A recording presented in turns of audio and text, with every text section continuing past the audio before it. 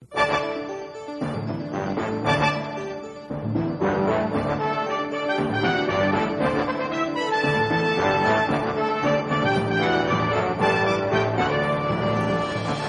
to the Bible in the News. The news has been abuzz with developments throughout the Middle East this week. The United States issued a global terror alert this past week following the discovery of a plot to attack American diplomatic missions in the Middle East. The Wall Street Journal reported on Thursday the intercepted communications of exchanges between Mr. Zawahiri and the leader of the Yemeni branch, Nasser al-Wuhayshi, showed Mr. Wuhayshi presented his plan of attack in order to seek tacit approval, and he received it, several current and former U.S. officials say. Mr. Wuhayshi was Osama bin Laden's personal secretary and had long known Mr. Zawahiri. He escaped a Yemeni prison in 2006 and saw an opportunity after a major Saudi crackdown on al-Qaeda. He reconstituted the group in Yemen in January 2009, drawing on al-Qaeda's defunct Saudi branch. End quote. Well, America has taken this discovery very seriously. The Voice of America reported the temporary closing of 19 U.S. diplomatic missions throughout the Middle East on August the 8th. We read, the United States shut diplomatic missions across the Middle East and Africa late last week because of the threat of potential attacks. This week, the U.S. State Department ordered its non-essential staff to leave Yemen, relocating them to the U.S. consulate in Frankfurt, Germany. U.S. President Barak Obama said Wednesday during a speech to the U.S. Marine in Camp Pendleton, California, that the nation is taking the threat seriously, but will not back down. As for these extremists, here's what those that would cowardly attack our civilians don't get. The United States is never going to retreat from the world. We don't get terrorized, the president affirmed. End quote. Well, added to this has been the increase in American military activity in Yemen. On August the 9th, the Washington Post reported that at least 7 Saudi militants were killed in a recent wave of U.S. drone attacks. The same paper also reported senior Yemeni officials as suggesting that Saudis are increasingly crossing the border to carry funds or seek terrorist training. The Washington Post reported this last week. Since July 27th, drone attacks in Yemen's southern and central provinces have killed a total of 34 militants, suspected of being members of the country's al-Qaeda branch, security officials have said. The terror network bolstered its operations in Yemen more than a decade ago after key Saudi operatives fled here following a major crackdown in their homeland. The drone strikes and the U.S.-backed offensive that began in June 2012 have driven militants from territory they had seized a year earlier during Yemen's political turmoil amid the Arab Spring. Well, this comes during the visit of the Yemeni president, Masour Hadi, to the Whitehouse on August the 4th. The president of Yemen stated, as a result of the activities of al-Qaeda, Yemen's development basically came to a halt, whereby there is no tourism, and the oil companies, the oil exploring companies, had to leave the country as a result of the presence of al-Qaeda. So our cooperation against those terrorist elements are actually serving the interests of Yemen. End quote. Cooperation between Yemen and America has been increasing over the past couple of years. The government of Yemen has come to realize that the Arab Spring effect is threatening its hold on power. Consequently, they are seeking to close ranks with the Americans. Well, what has all this got to do with the Bible? Well, the biblical Sheba is located in Yemen. The record of the visit of the Queen of Sheba to Solomon is kept in 1 Kings 10, verses 1-2, where we read, And when the Queen of Sheba heard of the fame of Solomon concerning the name of the Lord, she came to prove him with hard questions. And she came to Jerusalem with a very great train, with camels that bear spices, and very much gold and precious stones. And when she was come to Solomon, she communed with him all that was in her heart. End quote. Well, the ancient biblical nation of Sheba is believed to be the Sabaean kingdom, whose capital was Marib.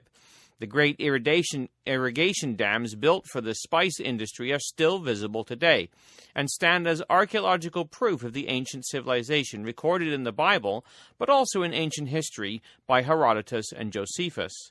The Lord Jesus Christ mentions the Queen of Sheba rising in judgment when he said in Matthew 12, verse 42, The Queen of the South shall rise up in judgment with this generation, and shall condemn it.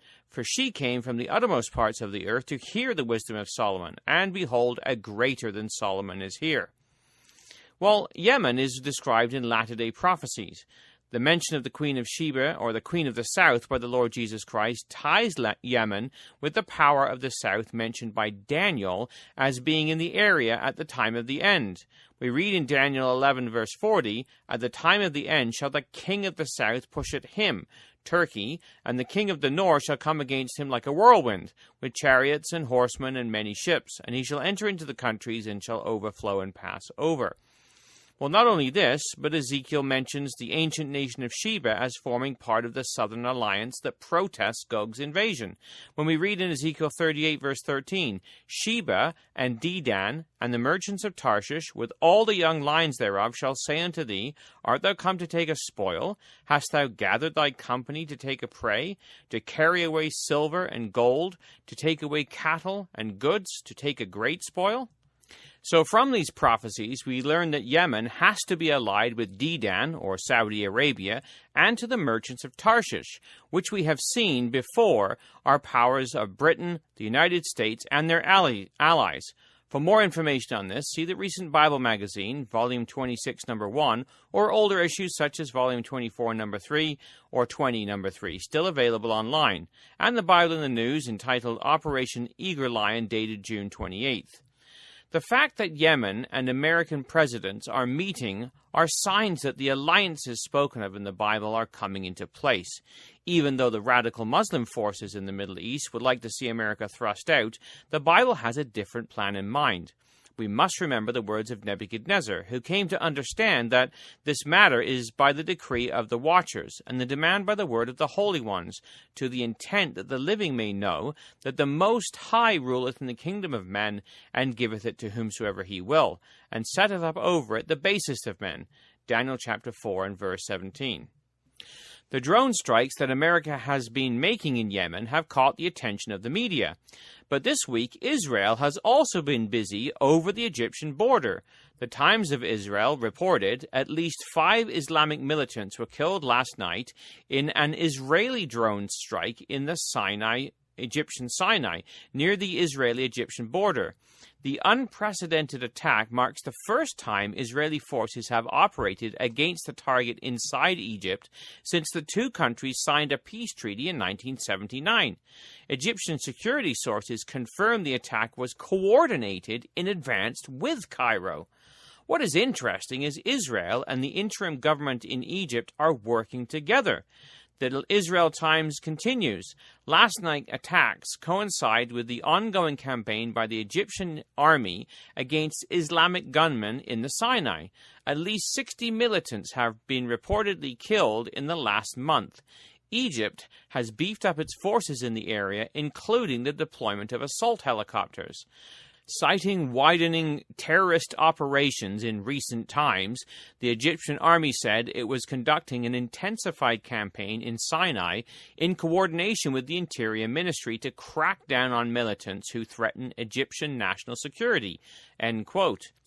In an article entitled "Bankrupt Hamas," Canada's National Post stated, "The Egyptian army's ongoing operations against the subterranean tunnels connecting Egypt to the Gaza Strip, which have long served as key arteries for bulk cash smuggling, are wreaking havoc with Hamas's finances. Until last year, the faction relied heavily on Iran and Syria for a great deal of its cash, but the civil war in Syria prompted Hamas to loosen its ties with the axis of resistance. Funding from Tehran has since dropped off precipitously since then, forcing the faction to turn to the Muslim Brotherhood to make ends meet. Hamas has also augmented its income over the past decade by taxing goods that come through the tunnels connecting the Gaza Strip to Egypt. Egypt's junta is engaged in a relentless effort to shut down the tunnels, mounting concerns that Hamas members might be sneaking into Egypt with dangerous weapons, led to a crackdown on the tunnels." End quote. Well, with all the unrest in Egypt, the last thing the ruling army wants is weapons in the hands of its opposition. The radical Muslim factions arising out of the Arab Spring are causing the Arab governments in the Middle East to reluctantly work with Israel and America to protect themselves. The finger of God has indicated a course which they are going to take, whether they like it or not. Tune in next week for the Bible in the News. This has been Jonathan Bowen joining you.